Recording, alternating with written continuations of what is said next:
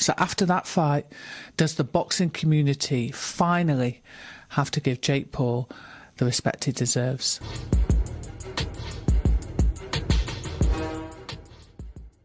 Hi, my name is Jackie Lee Price, former boxer, and I spent many years as a boxing coach and judge. If I'm going to be completely honest, which apparently gets you blacklisted these days, but I digress, I have no idea what I've just watched, and I still don't know how I feel about this fight. Jake Paul versus Anthony Joshua in a heavyweight contest. So Paul weighs in at 216 pounds, AJ at 243, and it's deemed as a sanctioned professional boxing fight, not an exhibition, 8 3-minute rounds with 10-ounce gloves. And AJ wins via KO in the 6th round. Most of the industry greats and boxing analysts, they predicted the fight to end between rounds 2 and 4. But if it went to plan, AJ predicted the fight would end within 2 rounds. Lawrence Okoli, one of Jake Paul's sparring partners, said he was pleasantly surprised by his skill and improvement in the ring, and he looked better than he thought he would. That said, most people believed this fight would end early. Former YouTuber turned promoter within his 14th professional fight steps into the ring with Olympic gold medalist and former 2-time heavyweight champion of the world, Anthony Joshua. Ahead of the fight, AJ said that if he doesn't get a first or second round knockout, that he would see it as a career loss if it goes past this. Paul has changed the face of boxing. He's brought more eyes to the sport, but there's this continuous argument as to whether his fights are real or staged. Let's talk about AJ using his time away from competitive boxing. He's linked up with and is working with Team Usyk. And as a true boxing fan, I'm intrigued to find out what goes on in the camp of a genius. People are saying how much humility AJ has for accepting the help from a man that's defeated him not once, but twice. But I think you also have to give props to Usyk and his team. A Christian who showed much humility, forgiveness and grace for offering to help, when realistically he has no obligation to. So it's great to see both men checking themselves, working together to see what can be achieved. So let's break it down. The ring walk. One athlete was calm and focused, and the other didn't seem to be locked in. You're going into a fight with a 243-pound fighter. You should be in a flow state. Round 1, you immediately see that AJ's footwork has vastly improved. He's lighter on his feet, he's gliding. Could he have cut the ring off more? Yes. Paul was running, then holding. He did get a couple of nice jabs in, but I would have liked to have seen a little bit more spike behind them. He threw to the head, and he actually got through AJ's guard. And AJ did try to spark him in the last minute. I think he could have got him out there if he pressed on the gas a little bit. Round 2, Paul's on his bike. Again, AJ does try to do him with an overhand right, but he misses wildly, but still tries to pin him down. But when Paul holds, there isn't really much resistance or, working out of the clinch. And why doesn't AJ just jab his head off? People are saying AJ was just playing with him. Do you think that he was showing him a little bit of mercy? Running is a legitimate boxing tactic. But is that what the fans were expecting after, all that build-up? I very much doubt it. And when he gets hit, Paul's sticking his tongue out, so you just wonder whether he's taking this shit seriously. Round 3, Paul catches AJ with a couple of jabs, and you think, okay, maybe the shorter fighter has been studying Ruiz, and he might take the fight to AJ. Without waiting for the counter, Paul drops to his feet again, and there were moments again where AJ could have taken him out, but he caught him with a lovely uppercut. Paul just held on. Round 4, pretty much the same.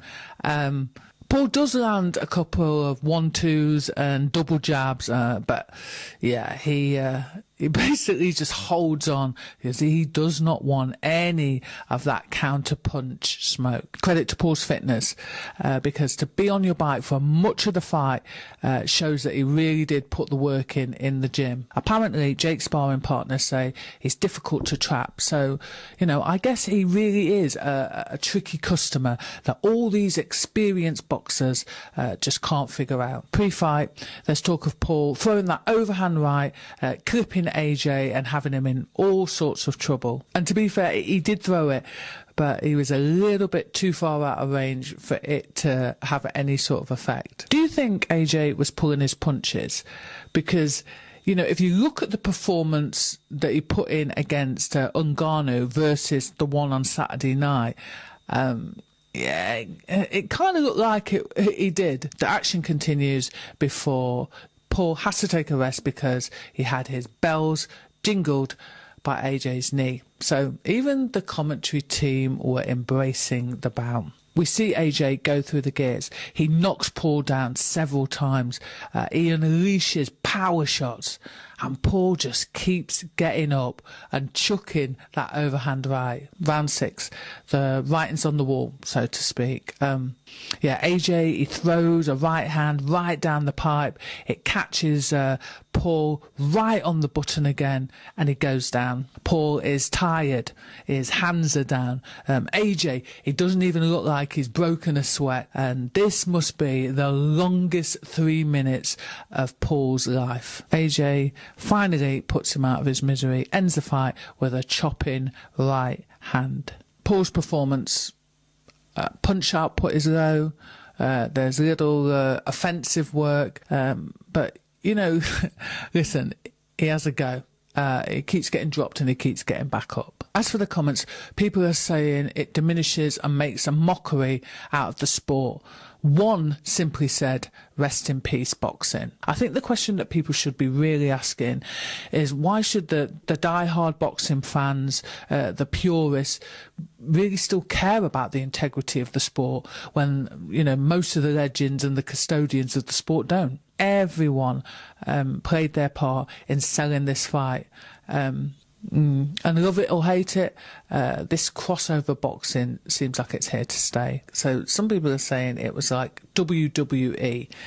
And I guess the counter argument to that is that, you know, that's a multi-million-pound business, and these guys are prize fighters. And even the production had more than, you know, a WWE-esque type of feel than traditional fights. And I guess this fight card was a fusion of fashion, gaming, influencers, crypto, music, content creation, film. It seems that Jake Paul has leveraged what he's learned from, you know, business and the social media world. He hasn't drifted too far from or neglected his original core fan base, and he's introduced himself to a new audience via the next generation of social media stars. Ahead of the fight, Paul said at the face-off with AJ that he had nothing to lose and that all the pressure was on AJ. And he even laughed after the fight when he got done with that right hand. Is this about legacy?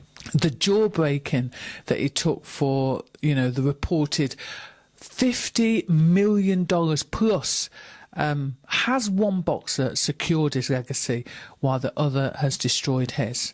What are your thoughts? So what's next for AJ? Fury's been chatting about him after the fight.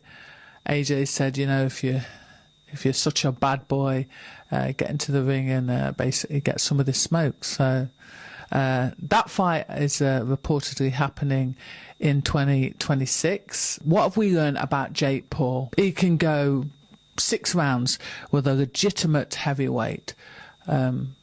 He took an ass whooping, in his words, from one of the best in the game.